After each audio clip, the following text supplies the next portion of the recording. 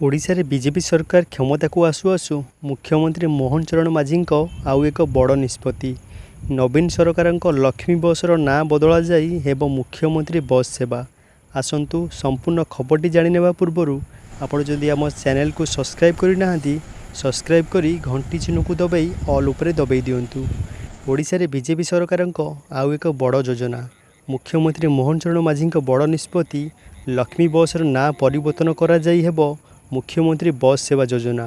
ଆଗରୁ ଲକ୍ଷ୍ମୀ ବସ୍ କେବଳ ପଞ୍ଚାୟତରୁ ବ୍ଲକକୁ ଗଡ଼ୁଥିଲା, କିନ୍ତୁ ଏବେ ମୁଖ୍ୟମନ୍ତ୍ରୀ ବସ୍ ସେବା ବସ୍ ସହରକୁ ଗଡ଼ିବ, ଲୋକଙ୍କ ପାଖରେ ପହଞ୍ଚିବ, ସ୍ୱଳ୍ପ ମୂଲ୍ୟରେ ସୁବିଧା ମିଳିବ। ଫାଙ୍କା ପଡ଼ୁଥିବା ଲକ୍ଷ୍ମୀ ବସ୍ରେ ଯାତ୍ରୀଙ୍କ ଭିଡ଼ ଜମିବା ପାଇଁ ଏହି ମୁଖ୍ୟମନ୍ତ୍ରୀ ବସ୍ ସେବା ଯୋଜନା ଆରମ୍ଭ କରାଯିବ।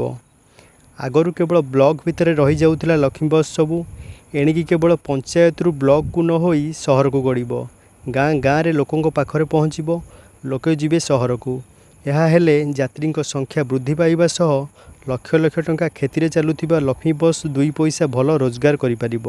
ଆଗକୁ ବିଶ୍ୱପ୍ରସିଦ୍ଧ ପୁରୀ ଶ୍ରୀ ଜଗନ୍ନାଥଙ୍କ ରଥଯାତ୍ରା ଥିବାବେଳେ ପରିବହନ ମନ୍ତ୍ରୀ ବିଭୂତି ଭୂଷଣ ଜେନା କହିଛନ୍ତି ଯେ ରଥଯାତ୍ରା ପାଇଁ ପ୍ରତ୍ୟେକ ବ୍ଲକରୁ ପୁରୀକୁ ଏହି ବସ୍ ସେବା ଯୋଗାଇ ଦିଆଯିବ। ପରିବହନ ମନ୍ତ୍ରୀ ଆହୁରି ମଧ୍ୟ କହିଛନ୍ତି, ଆଗକୁ ଦେଶର ବଡ଼ ବଡ଼ ସହରକୁ ଏହି ମୁଖ୍ୟମନ୍ତ୍ରୀ ବସ୍ ସେବା କେମିତି ଚଳପ୍ରଚଳ କରିବ ସେ ନେଇ ଯୋଜନା ଚାଲିଛି।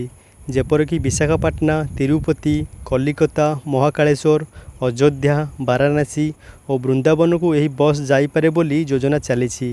ତେବେ ଆପଣ ଏହି ମୁଖ୍ୟମନ୍ତ୍ରୀ ବସ୍ରେ ଏବର୍ଷ ପୁରୀ ରଥଯାତ୍ରାକୁ ରଥ ଟାଣିବାକୁ ଯିବେ କି ନାହିଁ, ଆମକୁ କମେଣ୍ଟରେ ନିଶ୍ଚୟ ଜଣାଇବା ସହିତ ଭିଡ଼ିଓଟିକୁ ଲାଇକ୍ କରନ୍ତୁ ଏବଂ ଆପଣଙ୍କ ବନ୍ଧୁମାନଙ୍କୁ ସେୟାର କରିବାକୁ ଭୁଲନ୍ତୁ ନାହିଁ।